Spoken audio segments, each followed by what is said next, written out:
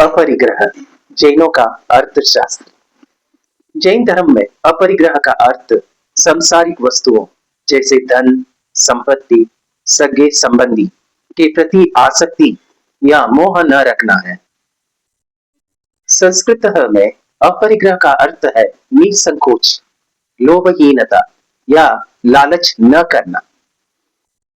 अपरिग्रह परिग्रह का विपरीत है, आत्म संयम है और इसका तात्पर्य जीवन के चरण और परिस्थिति के अनुसार आवश्यक या महत्वपूर्ण वस्तुओं की इच्छा को सीमित रखना है।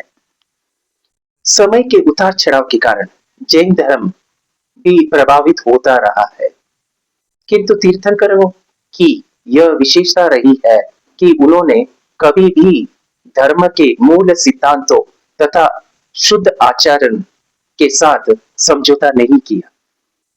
भगवान महावीर के 5 तत्वों में अहिंसा को प्रथम और अपरिग्रह को पंचम स्थान दिया। परिग्रह के परिसीमन के लिए जैनाचार में अस्थेय, इच्छा परिणाम, दिशा परिणाम, संविभाग, लोभ विसर्जन, त्याग, संतोष, दान, अनासक्ति आदि अनेक उपाय बताए गए हैं। श्रमण जैन परंपरा के माध्यम से अपरिग्रह व्रत का भारतीय जनजीवन, समाज और अर्थव्यवस्था पर हर युग में व्यापक असर हुआ है। आगम साहित्य के अनुशीलन से यह स्पष्ट होता है कि श्रमण शब्द भी त्याग, अपरिग्रह और श्रम का बोधक है। समाज और देश में आर्थिक समता की स्थापना और विषमता के निवारण में अपरिग्रह व्रत की युगांतरकारी भूमिका रही है। यह व्रत किसी भी सामाजिक आर्थिकवाद से अधिक प्रभावशाली, निरापद और विकासोन्मुख है। इससे ही प्रेरित होकर संत विनोबा भावे ने भूदान आंदोलन चालू किया, सम वितरण पर जोर दिया था और आगे संलेखना व्रत से अपना जीवन धन्य बनाया।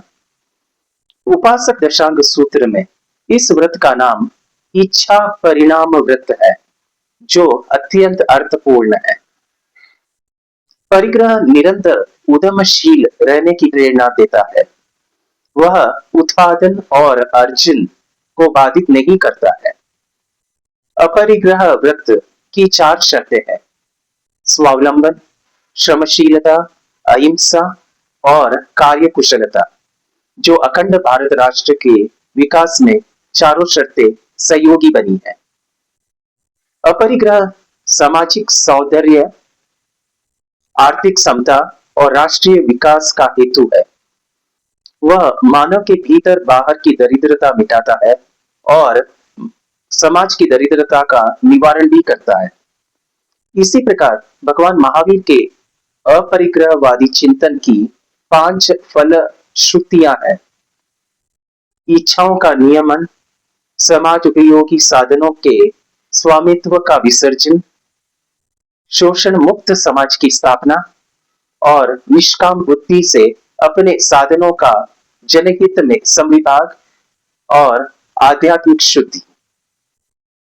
वस्तुतः तीर्थंकर महावीर प्रभु का आचार दर्शन बहुजन हिताय और बहुजन सुखाय तक ही सीमित नहीं है।